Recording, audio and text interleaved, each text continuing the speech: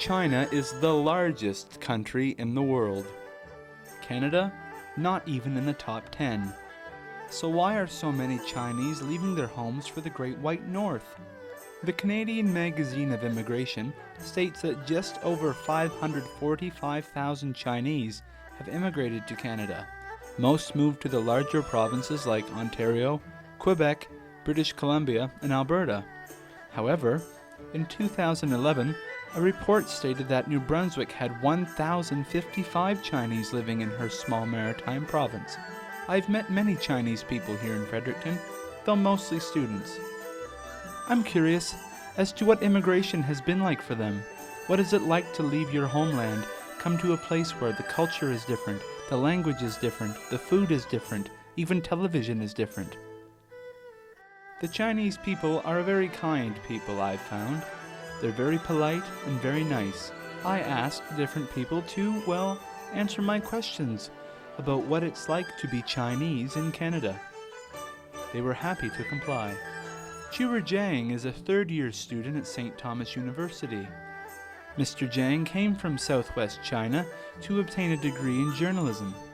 He holds a part-time job as the equipment room manager for St. Thomas at CBC, has a girlfriend, and even has a cat. Where was your first destination in Canada, and what was that like when you arrived? My first destination in Canada was at the Toronto airport.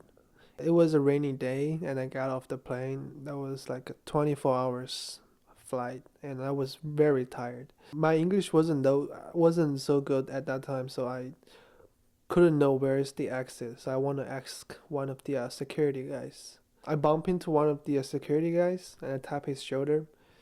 And suddenly he turned around and said to me, shout to me actually. He shout, don't touch him, don't touch me, no touching. And I was like rejected at that time and I feel like Canada is not a very friendly place as people would describe it. So I had these stereotypes at that time, but as time goes, this kind of stereotypes start fading away because a lot of people in Canada are friendly. What was it like to adjust to life in Canada? The first adjustment, like the biggest adjustment for me still is the food, of course.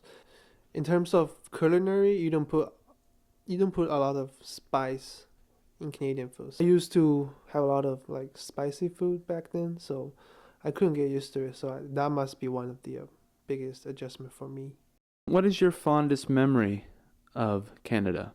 When the first time I came here, because I was living in a residence, off-campus residence, but still you don't have your own kitchen to cook your food, and that was a big problem for me. So I lived there for 3 months and moved out to a house with my two friends, and we live on King's College, but as you guys probably know, King's College is pretty close to campus, right? But we live on the other side of that street, which makes us to walk every day for 30 minutes to get to campus and back and forth.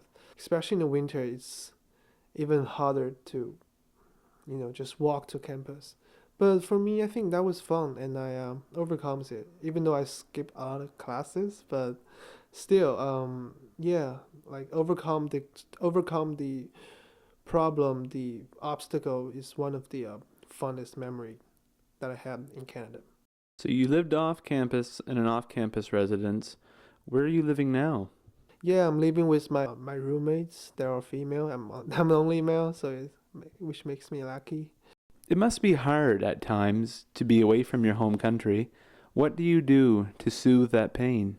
I'm more of an independent person because my parents divorced when I was in junior high, so I sort of living two lives, like with my mom and with my dad, sort of like jumping between each other.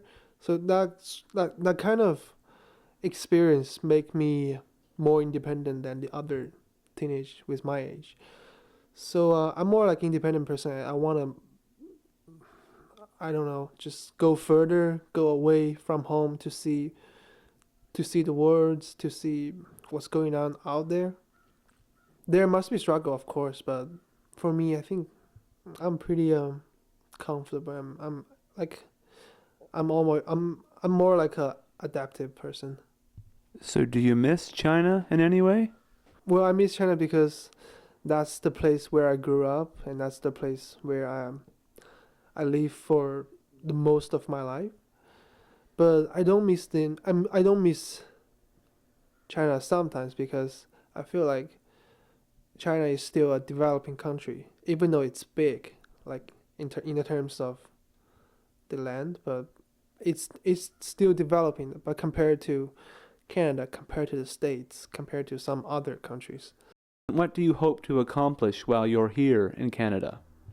I'm in my third year as STU right now, so of course, I want to get my degree after I finish school here, and it would be great if I can find a job here because it is important to implement what you learn from school into the real world, the society, right?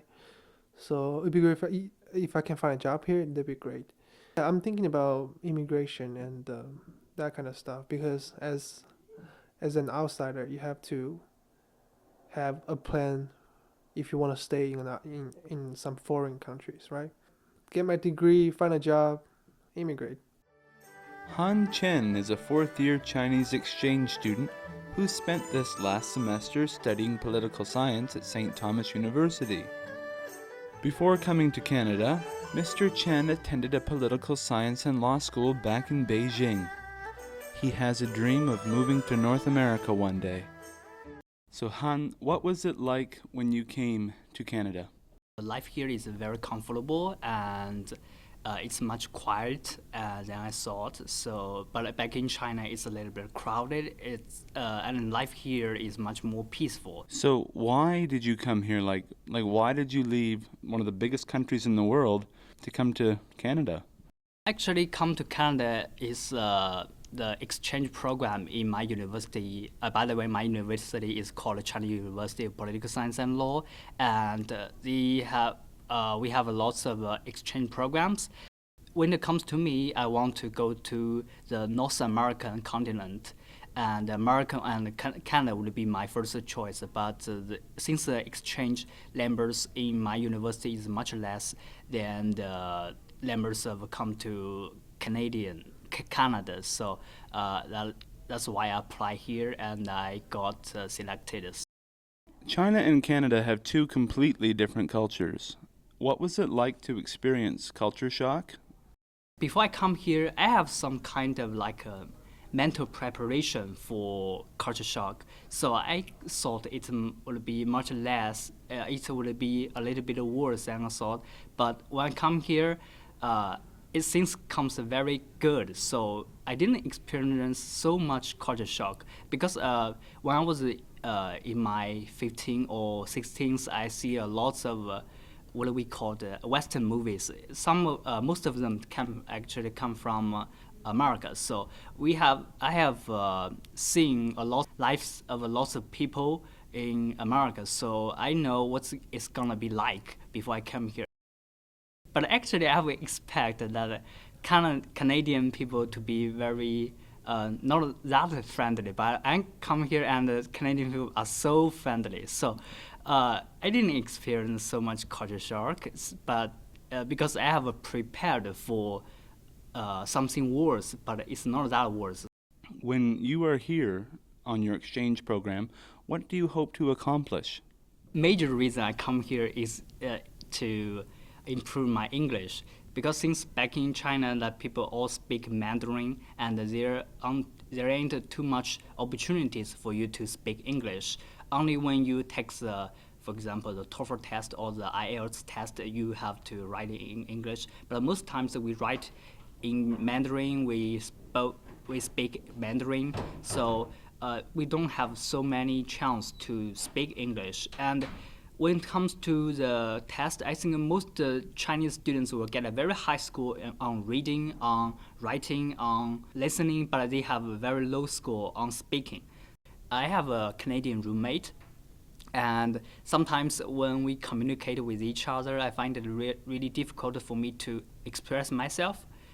to have a normal conversation. I find it very hard, but that's happens when you come to the country that don't speak your first language.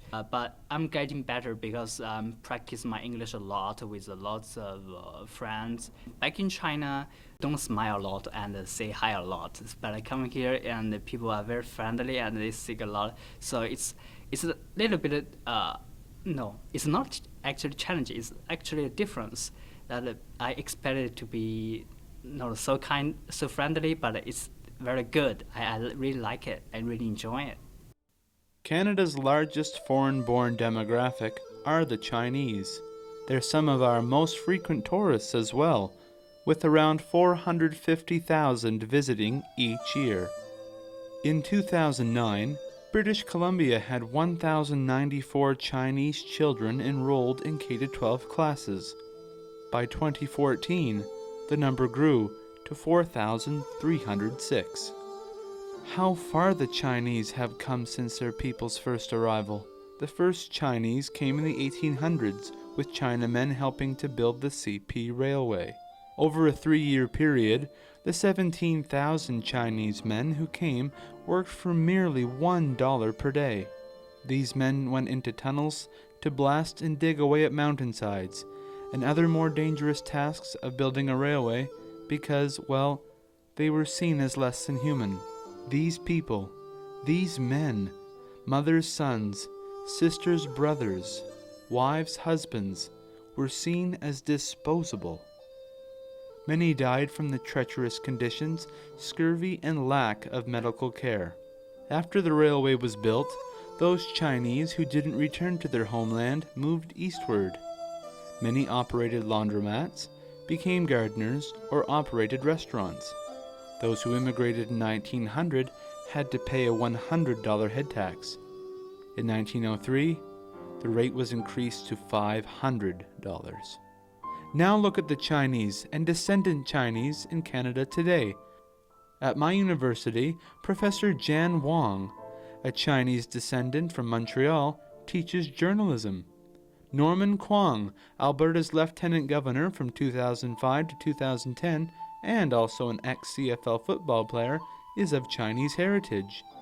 Adrian Clarkson, Canada's 26th Governor-General, was born in occupied Hong Kong and came to Canada as a refugee in 1941. Hard-working men and women, even if they or their ancestors come from another country, speak another language, and look different than the average Canadian, they are still Canadian. While living in Canada, and largely because I attend university, I have met people from all walks of life. People of other skin color, language, religion, social status. I am blessed and will always be grateful to God that He placed me in Canada. It is as if, in this cold northern land, that His creation is on full display. Indians, Asians, Persians, Arabs, Russians, Europeans, South Americans, Central Americans, Oceanians, and Africans are just some of the people that I have met in this little semi-rural town. The majority of my ancestors made the long voyage across the Atlantic, from Ireland, Scotland, England, and Sweden. Almost every Canadian is the descendant of an immigrant, just like the Chinese. We are Canadians.